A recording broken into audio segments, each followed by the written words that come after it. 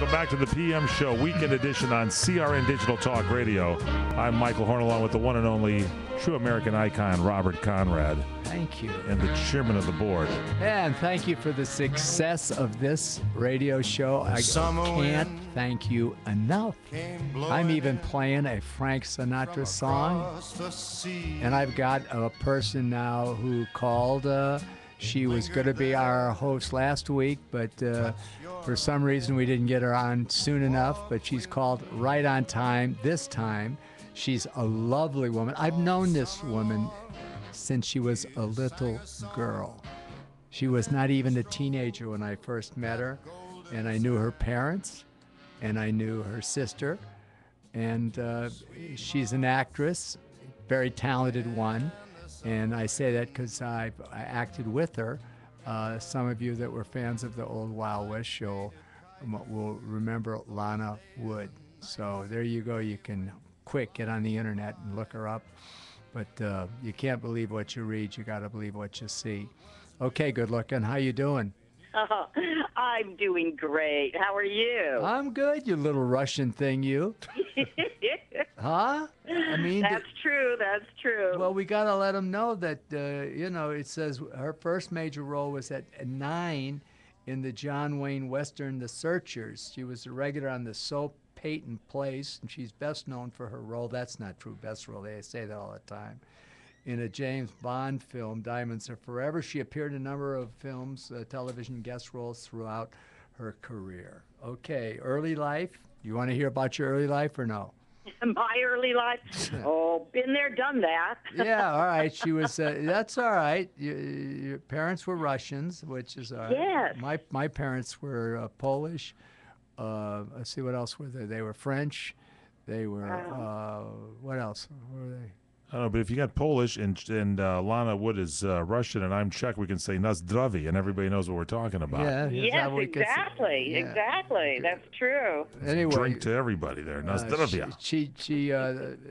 She was from Vancouver, British Columbia, and while her mother grew up in the Chinese province, it says after her parents were married, they settled in Santa Monica, California, where Lana was born. And yes. That's right. So you're just a little haole girl, as they say in Hawaii. A haole girl in Hawaii? Yeah, is that really? That's right. I mean, yeah. By that time, her parents had legally changed their name to Gerdine. I remember that. Right. Yeah. And she had an older sister. And then infant Lana appeared in Driftwood in this 1947 movie, but her scene was deleted from the final version of the film. Now, why was that, Lana? You're just a kid in this one here. You couldn't argue that, could you? Baby, I don't even remember that. Oh, okay. That's just that goofy stuff. I was a little baby. I think I was like 6 months old. That's that goofy stuff. All right, now, yeah. Let's do this. Can we do this? Yes. Let's talk about what you want to talk about. Oh my goodness! Okay, that's all. About you. Hey, Lana. Talk about the Wild Wild West. Hey, Lana. Seriously, yeah. All we want to do on this show is talk about you. I mean, you're our guest, and you were kind enough to call back. And you're so sweet. And the audience, and the audience is excited to hear. They say, "Is she coming back? Is she coming back?" Well, here she is. She's back. Now, I'm back. What do you like the most about looking at your career so far? I really enjoyed the amount of television I did.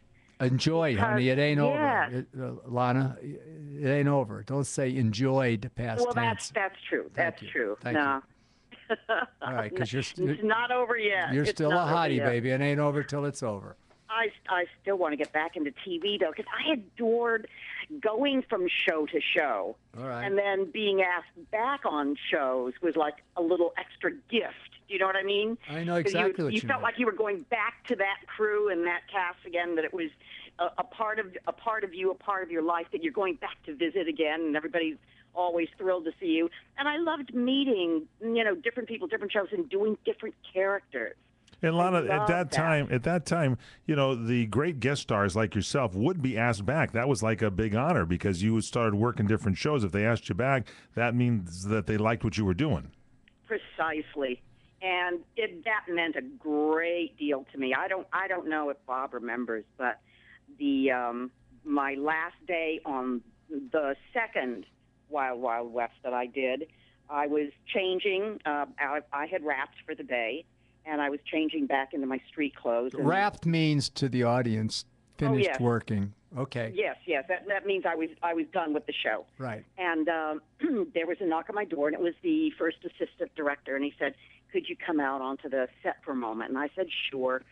He said, "A couple of people want to say goodbye." I said, "Oh, great, okay." I went. Well, the entire crew applauded and told me that I was their favorite guest star. And that meant more to me, I've got to tell you, than a great many things. It means a lot when the people that you work with, especially people behind the scenes, when they like you, it's a great feeling. It's a great feeling. Yeah, so well, that was a highlight. Hey, Lon, I'm glad that you shared that with our audience, because you don't know the concept, but the concept of this show is emails and phone calls about what our audience, want to talk about. And it is the highest rated show in the country right now on CRN. Fabulous. So yeah, on the internet. So I want to know. I want you to know that what you say now, you're sharing with the American public, and they're loving it. Oh, that's wonderful. All right, now what do you like? One specific thing that you would choose that you would like the most about the career so far? One specific thing? Yeah, one show you've done, one actor you've met. What? Wow, that's hard. I had so many great experiences. That's hard to say. It really is. Everybody always expects me to say Diamonds Are Forever, and it's not my favorite. I don't expect you to say that. You know what I expect you to say? I thought you might say that. No, you know what I expect you to say? What? Whatever she wanted. Whatever you want. I mean, people ask me, what was your favorite? And they don't have a clue. It was not something I starred in. It wasn't a TV series of mine. It was the thing where I guest starred called Centennial. Oh, I remember that. Yes, I was Pasquinel, and I got the best reviews that I ever got in my entire career. Yeah, it means something. I know. It meant everything to me, kid. So anyway, sure. Now, well, in that vein, one of the things that sort of tore me up in Hollywood in general was I had a very strong, powerful agency that represented me. Right. And I got an offer to do the first miniseries called QB7 by Leon Uris. And they had already signed Ben Gazzara and Juliette Mills and Anthony Hopkins and all these wonderful people. And my agent called me and said, "You've received this offer to do this role, but you're only going to be working on it for 3 days, and it's a small part, and we don't want you to do it, but we are under obligation to tell you that you received the offer." Hang on a minute. What I'd like you to do, if you'd be kind enough, can you give us another segment? Of course. All right, sweetheart. Well, we usually don't, even offer. It's like being asked back to the show for a second time, Lana. Yes. Asked back for a second All right, segment. Smart ass. I'm sorry. Yeah. But that's what it's like. Yeah, I still got a left hook working. I know it's working. Just stay on that side of the console. All right. Anyway, you're going to give us another segment, right, baby? Lovely. Okay, hang in there.